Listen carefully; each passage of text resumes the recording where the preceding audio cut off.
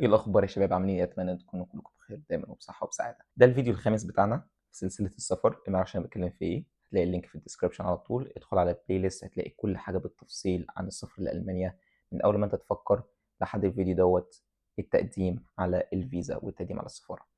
اللي ما يعرفش، انا كنت منزل فيديو قبل كده عن الموضوع دوت، بس كنت منزل فيديو بقول فيه اكبر غلطه انا عملتها. هنيجي للموضوع ده في النص مش دلوقتي حالا، لكن برضه الفيديو دوت هيبقى مهم، وبرضه هسيب اللينك بتاعه فبرضه اتفرجوا عليه بعد دوت علشان لازم تتفرجوا على دوت الاول تفهموا الفيديو التاني. خلينا نبتدي. في اخر الفيديو اللي فات وصلنا ازاي تعمل سيرش على الجامعات، وازاي تنقي المجال بتاعك وتنقي الجامعه بتاعتك، وازاي بالظبط تعرف انت تختار ايه وتقدم عليهم ازاي، كل الكلام دوت. دلوقتي حالا انت الف مبروك، جالك القبول الجامعي بتاعك، تدخل بعديه على طول على الخطوه الجايه. في نصيحه كده على السريع، اول ما يجيلك القبول الجامعي قدم على سكن الجامعه عشان تلحق من بدري مكانك في الليست. ندخل على التأشيرة بتاعتك، أو ندخل على إزاي تقدم على الفيزا بتاعتك في السفارة. هيبقى مطلوب منك الأوراق التالية. تقريبا نص الورق اللي هم طالبينه هو ورق بالفعل معاك ولما أنت كنت بتقدم على الجامعات على الأوني أسيست، زي جواز السفر، الورق بتاعك، الشهادات الدراسية، وكل الحاجات ديت مترجمة ومتوثقة. ثم حاجات بسيطة جدا زي صور شخصية، محتاجين صورتين ليك، نفس بالظبط صورة الباسبور، تبقى حاجة مثلا جديدة مثلا ما عداش عليها 6 شهور. هيبقى مطلوب منك تأمين صحي بتاع السفر، مش تأمين الصحي بتاع ألمانيا. هنا في فرق بينهم، هنشرح الفرق دوت لكن مش حاليا. لكن انت هيبقى مطلوب منك حاجة اسمها تأمين السفر.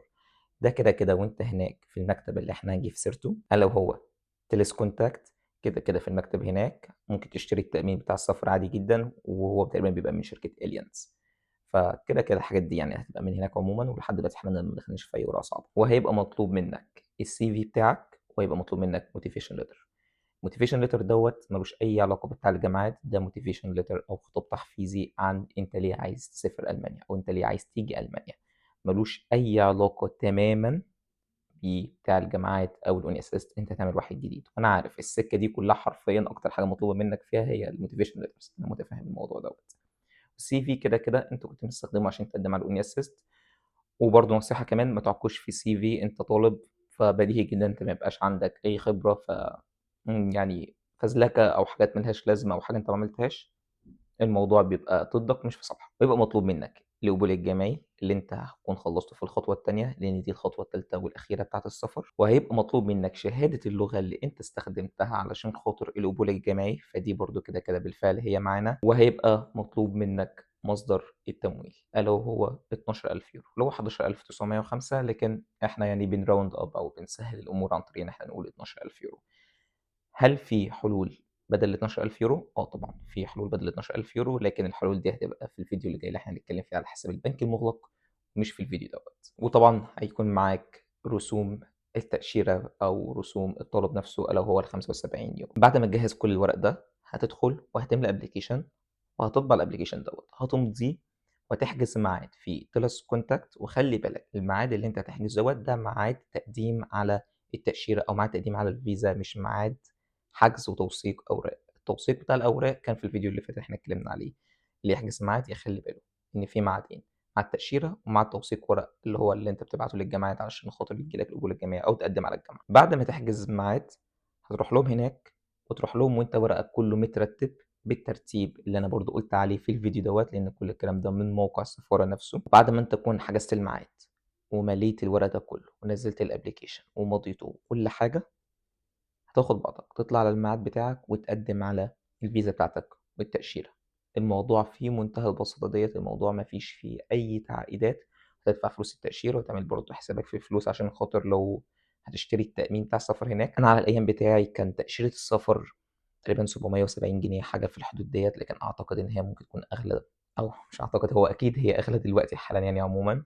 فاعملوا حسابكم في الموضوع دوت. وبعد ما تقدم على الفيزا بتاعتك هتستنى من 4 إلى 5 أيام وهم هيردوا عليك. هو كده كده هيبقى الراجل هناك هيسألك الأوبشن بتاع التوصيل، أو مش هيسألك، هو على الأغلب يعني أنت الفيزا أو الباسبور بتاعك هما بياخدوه منك، وإن شاء الله الفيزا بتطبع عليه وبيبعتوا لك الباسبور على البيت. وهتلاقي المندوب على طول بيتصل بيك بيقول لك مثلا أنا قريب منك، اتفق إنك تنزل وتقابله وتاخد الباسبور بتاعك وبيبقى مطبوع عليه التأشيرة. يبقى بكده ألف مبروك أنت معاك التأشيرة بتاعتك. تعالوا بقى نتكلم على الغلطات. أول غلطة السرعة. يعني السرعة بتاعتك تبقى معتدلة، ما تعملش حاجة قبل حاجة.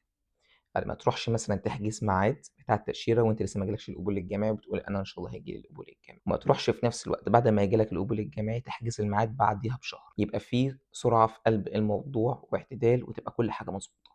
دي كانت أكبر غلطة بتاعتي، ودي اللي أنا برضه حكيتها في الفيديو اللي فات أو فيديو بتاع غلطة السفارة بالتفصيل، لكن خلاصة القصة إن أنا حجزت ميعاد بدري جدًا، جدًا، لإن أياميها كانت الكورونا وكل الحاجات ديّة، وكان حجز المواعيد صعب جدًا، وكان بيحصل مشاكل كتير.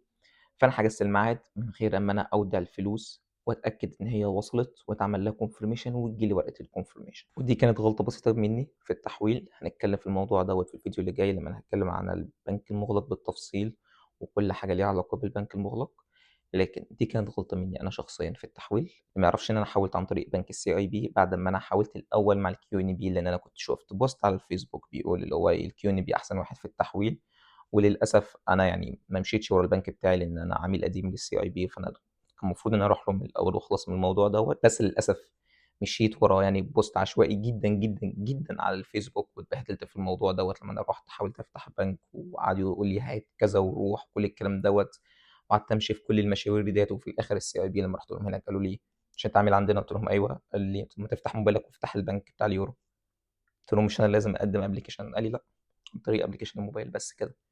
أو حرفيًا يعني كان في 30 ثانية كنت فاتح حساب اليورو يعني من على الموبايل.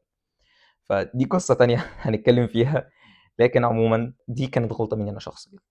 طبعًا أنا أودعت الفلوس من بنك CIB ووصلت لي في نتيبة، لكن هو البنك نفسه على ما بعته وكل الحاجات ديّة وأيام الكورونا أخدت وقت، وكان الميعاد بتاعي بالفعل جه، وأنا بالفعل خلاص نزّلت الفلوس في حساب الCIB، وأنا بعد ما أودعت الفلوس قال لي هتسمّع في حوالي 3 أيام أو 5 تسمّع اللي هو يعني تشوفها في حسابك أو كده، لإنها ما بتظهرش في نفس الوقت على طول، فدي حاجة برضه ما كنتش عارفها برضه أخدت منّي وقت. وعمومًا يعني بعد ما الفلوس سمّعت رُحت جاي محوّل على طول لبنك فينتيبا.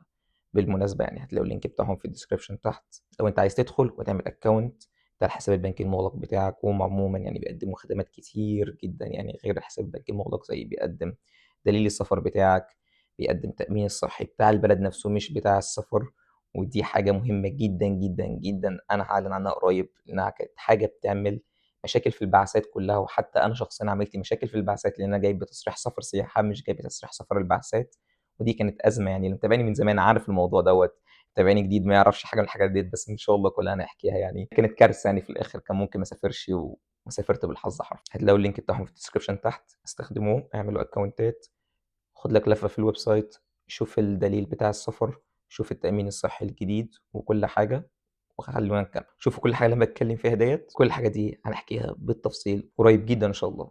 أنا ما أعرفش إمتى بصراحة، ما أعرفش في أنهي فيديو، تمام، على أغلب الفيديوهين اللي جايين أو ال3 اللي جايين، لكن عمومًا على حسب الفيديو ده هينزل إمتى، إن شاء الله هيبقى يومين بعد الفيديو دوّة. فعلى ما كل الحاجات ديّة حصلت، أنا كان ميعاد التقديم بتاعي جِه واضطريت إن أنا أروح لهم الميعاد، وقُلت لهم أنا معيش ورقة الconfirmation لسه، لكن أنا لسه حرفيًا محوّل أول امبارح من أسبوع يعني، وده طبعًا بيبقى فيها مدة على ما التحويل يوصل وكل الحاجات ديّة.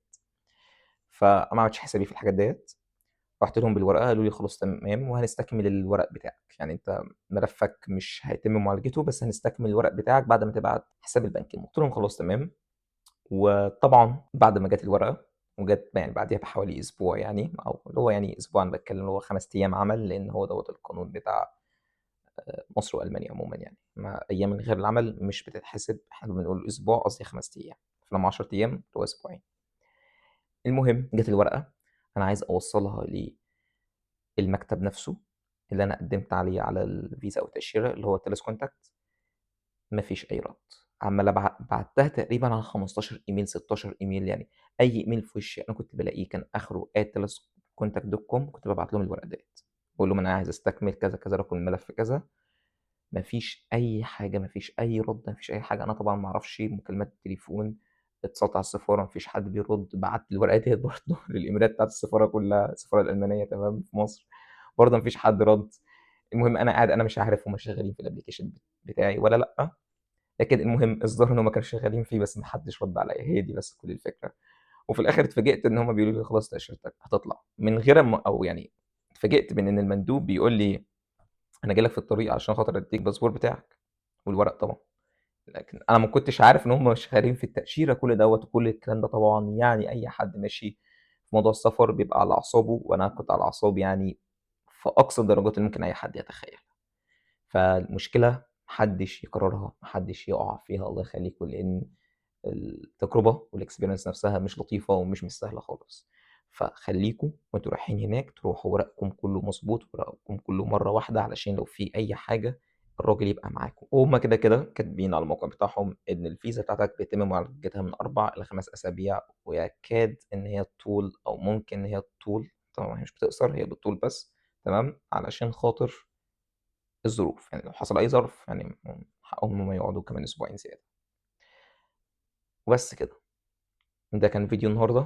أنا حكيت القصة برضه هو إيجازًا، للي عايز يسمعها كلها هتلاقي اللينك في الdescription. الفيديو قديم شوية فيعني هتعذروا بقى الصوت والتصوير وكل حاجة، لكن عمومًا يعني ده كان فيديو النهارده. دي كده الخطوة التالتة بتاعة تقديم السفارة. هيبقى إن شاء الله معانا كمان فيديو بتاع الحساب البنكي المغلق، وكمان فيديو هيبقى معانا إن شاء الله فيديو حساب البنكي المغلق، وفيديو البعثات، وفيديو بتاع تعمل إيه أول ما تيجي ألمانيا، أو إزاي تجهّز نفسك للسفر وتيجي هنا ألمانيا. ودي هتبقى قصص بقى، يعني إن شاء الله هيبقى الموضوع عامل زي بودكاست وأنا عمّال أحكي لكم قصة، لإن دي هتبقى من تجربة شخصية بحتة، ويعني هاشير معاكم كل حاجة. بس كده، أشوفكم في الفيديو اللي جاي. سلام عليكم.